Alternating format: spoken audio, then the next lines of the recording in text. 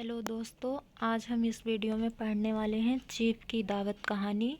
Chief की दावत कहानी भीष्म साहनी द्वारा लिखा हुआ है। पिछली वीडियो में हमने एक टोकरी भर मिट्टी कहानी को पढ़ा था और उसके बाद हमने उससे जितने भी मोस्ट इम्पॉर्टेंट तथ्य थे और क्वेश्चन बनते थे हमने पिछली वीडियो में पढ़ा था। अब इस वीडियो में हम चीफ की दावत कहानी पढ़ेंगे, उसके बाद मोस्ट इम्पॉर्टेंट क्वेश्चन को देखेंगे। तो हम पूरी तरह से पूरी कहानी को पहले वाचन करेंगे। तो आप लोग ध्यान से पूरी वीडियो को देखिए और पसंद आए तो लाइक शेयर सब्सक्राइब ज़रूर कीजिए। तो आइए हम शुरू करते हैं। आज मिस्टर सामनाथ के घर चीफ की दावत थी।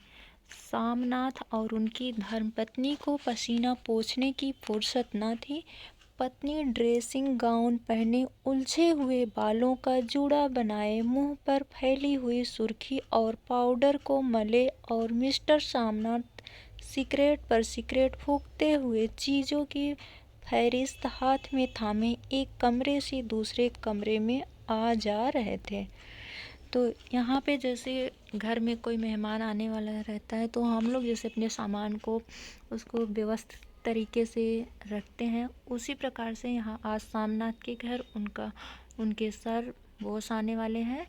तो सामनाथ और उनकी पत्नी दोनों अपने सामान को व्यवस्थित कर रहे हैं और सब कुछ एक अच्छी तरह से एक व्यवस्थित ढंग से सब कुछ रख रहे हैं। इसी का वर्णन आगे कहानी में हम देखते हैं।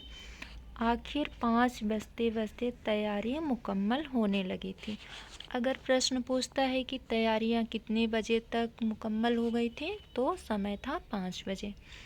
कुर्सियां, मेज, टीपाइयाँ, नैपकिन, फूल सब बरामदे में पहुंच गए। ड्रिंक का इंतजाम बैठक में कर दिया गया। अब घर का फालतू सामान अलमारियों के पीछे और पलंगों के नीचे छिपाया जाने लगा। तभी सामनाथ के सामने सहसा एक अड़चन खड़ी हो गई। माँ का क्या होगा?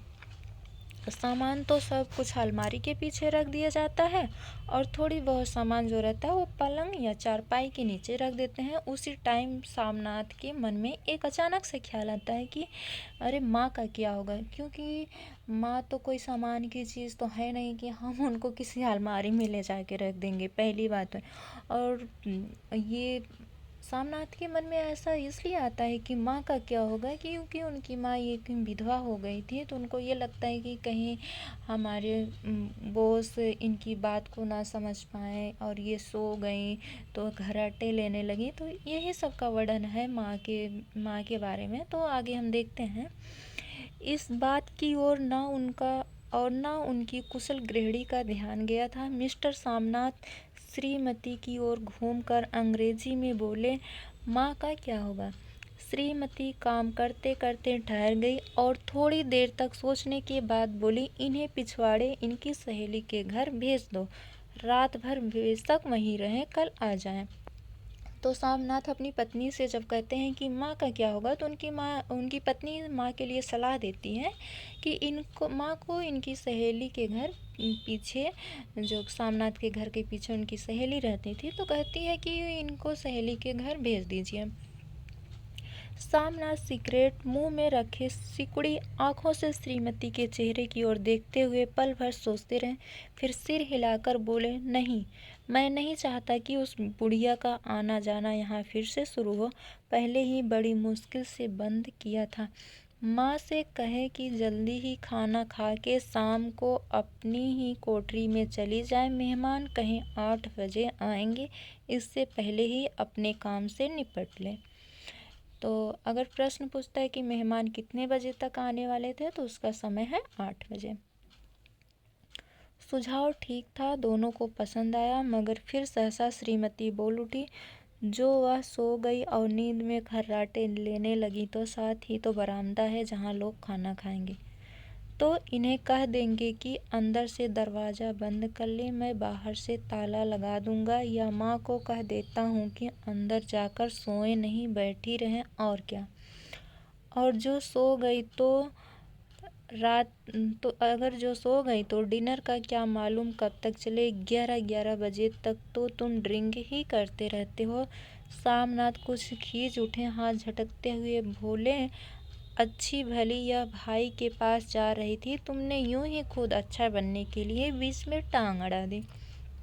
वाह, तुम माँ और बेटे की बातों में मैं क्यों बुरी बनूं, तुम जानो और वह जाने, यह उनकी पत्नी कहती है। मिस्टर सामनाथ चुप रहे। यह मौका बहस का न था, समस्या का हल ढूंढने का था।